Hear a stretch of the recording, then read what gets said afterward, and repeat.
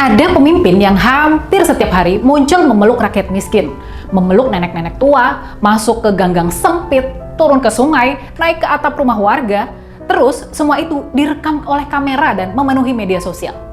Di tempat lain ada pemimpin yang justru jarang kelihatan melakukan hal-hal seperti itu. Nah, pertanyaannya, siapa yang sebenarnya lebih berpihak kepada wong cilik? Yang rajin difoto bareng rakyat miskin, atau yang diam-diam bikin program yang benar-benar bisa mengubah hidup mereka? Nah, kalau kita melihat nih gaya kepemimpinan Gubernur Jakarta, Mas Pramono Anung, tampaknya dia memilih jalan yang kedua. Mas Pram ini hampir nggak pernah kita lihat melakukan aksi dramatis memeluk warga kurang mampu demi kamera.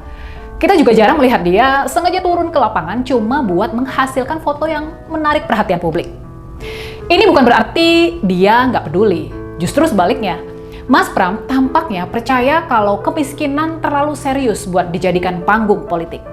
Kemiskinan nggak bisa diselesaikan lewat pencitraan.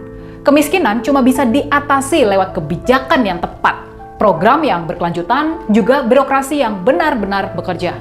Kalau kita mengikuti berbagai pernyataan Mas Pram sejak awal menjabat sebagai Gubernur Jakarta, sebenarnya pola pikir seperti ini sudah kelihatan jelas.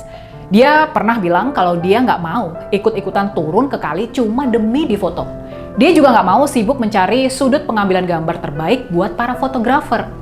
Menurut dia, tugas gubernur bukan jadi pemeran utama dalam sebuah pertunjukan. Tugas gubernur adalah memastikan sistem bekerja. Kalau banjir terjadi, yang harus dicari penyebab banjirnya. Kalau kemiskinan tinggi, yang harus dibangun adalah sistem yang bisa mengurangi kemiskinan. Cara berpikir seperti inilah yang sering disebut pendekatan teknokratis. Seorang teknokrat nggak sibuk mencari tepuk tangan. Dia sibuk mencari data, mengumpulkan hasil penelitian, membaca kajian akademis, terus semua itu diterjemahkan jadi sebuah kebijakan. Pendekatan seperti inilah yang jelas dipakai oleh Mas Pram buat menghadapi persoalan kemiskinan di Jakarta.